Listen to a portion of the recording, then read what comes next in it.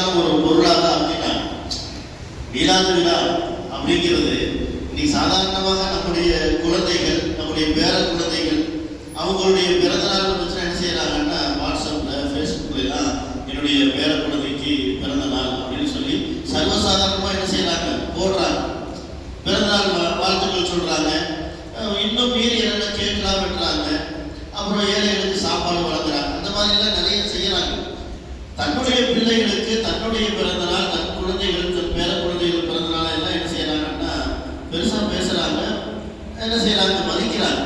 ஆனால் நபிகள் நாயகம் ஸல்லல்லாஹு அலைஹி வஸல்லம் அவர்கள் பிறந்த அந்த மாதத்தில் ஏதாவது ஒரு நாள் மீலாது விழா, அப்படி ஸல்லல்லாஹு அலைஹி வஸல்லம் பிறந்த அந்த தினத்துல தான் மீலாது விழா கொண்டாடுறது அல்ல. இந்த மாசமும் என்ன செய்வாங்க, மீலாது விழா வைப்பாங்க. அடுத்த மாசமும் என்ன செய்வாங்கன்னா, கௌசுல் ஆலம் முஹையீன் அப்துல் காதிர் ஜீலானி அவருடைய நினைவு தினத்தோடு சேர்த்து மீலாது விழாவும் கௌசுல் ஆலம் நினைவு விழாவும் அப்படின்னு சொல்லி எல்லாம் என்ன செய்வாங்க, விழாக்கள் ஏற்பாடு செய்வாங்க.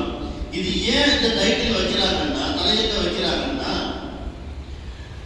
மார்க்கத்தை கொண்டு போய் எப்படியாவது சேர்க்கணும். அதுதான் ஒரு டைட்டில் தான் அது. மீலாது விழா கௌசுல் ஆலம் அவர்களுடைய நினைவு தினம் அப்படின்னு சொல்லி போட்டு ஏன் வைக்கிறாங்கன்னா, அதுல உட்கார்ந்து என்ன செய்வோம், ஈமானை பத்தி பேசுவோம்.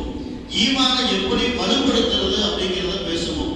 ஈமான் பலமாவதற்குண்டான செய்திகளை நபிகள் நாயகம் ஸல்லல்லாஹு அலைஹி வஸல்லம் வரலாற்றின் மூலமாக, கௌசுல் ஆலமுடைய வரலாற்று நினைவுகளின் மூலமாக அதுல உள்ளத்துல போய் அது ஆழமாக பதிந்தால் யாராவது ஒருவருக்கு ஆமா நம்ம செய்யறது தவறுதான், நம்ம ஈமானை கொஞ்சம் பலப்படுத்தணும், நம்ம ஈமானை பெருகெடுக்கணும் அப்படிங்கிற எண்ணம் யாருக்காச்சும் ஒருத்தருக்கு வந்துச்சா கூட அது பெரிய வெற்றி, அது பெரிய வெற்றி. அந்த ஒரு முயற்சியை தான் ஹஸரத் அவங்களும் நிறைய அவங்கள ஒரு டீம் இருக்கிறாங்க.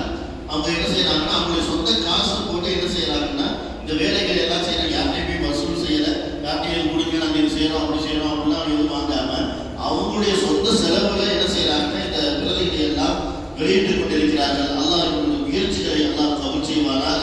ஹஸரத் அவங்க இப்போ அந்த பிரதி என்ன செய்யறாங்க, வெளியிட போறாங்க. வாங்கி அதை முழுவதுமாக படித்து பாருங்கள்.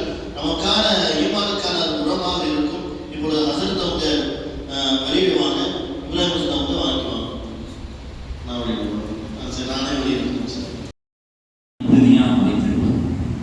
எவ்வளவு புயல் வந்தாலும் பாதுகாப்பு அரணை எப்படி உறுதியாக இருக்குமோ, அறிவுபூர்வம் என்ற பெயரில், தெளிவான மார்க்கம் என்ற பெயரில் எல்லாம் ஈமானிய சூறையாடப்படுவதெல்லாம் நம்மை அரணாக காத்திருப்பது நம்முடைய மகான்களாக இமாம்களுடைய எழுத்துக்கள். எத்தனையோ குழப்பங்கள் ஹதீஸ்ல வரும்போது இமாம்களுடைய பக்கத்தில் லேசா திருப்பணும்னு அங்கே இருந்தவர்களுடைய ஈமானியோடைய எந்த விதத்தான சிந்தனையும் நம்முடைய உள்ளத்தில் போகாமல் பாதுகாக்கும்.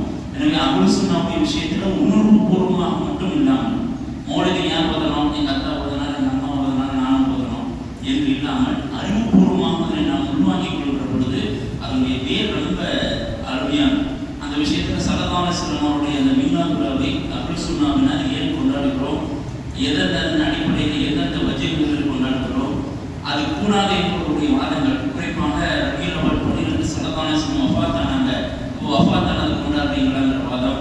ஸல்லல்லாஹு அலைஹி வஸல்லம் இந்த மீலாதுல கொண்டாடி இருக்கிறாரா, சஹாபாக்கள் இமாம்கள்லாம் கொண்டாடுறது என்கிற வாதத்துக்கெல்லாம் அஹ்லுஸ் சுன்னாவுடைய பதில் என்ன என்பதெல்லாம் இதில் பிறகு சேர்த்திருக்கிறோம். இதை தயவு செய்து அதில் சொன்ன அறிவுபூர்வமாக உருவாக்குங்கள். வாசியில உங்களுடைய குழந்தைகளுக்கும் பிச்சர்களுக்கும் இந்த இல்மை கொண்டு போய் சேர்த்துங்க. இல்மோடு உண்டான அந்த உணர்வுபூர்வமான அகைதா கொள்கை தான் மிக வேறாக இருக்கக்கூடிய அறிவுபூர்வமான வெறும் உணர்வுபூர்வமாக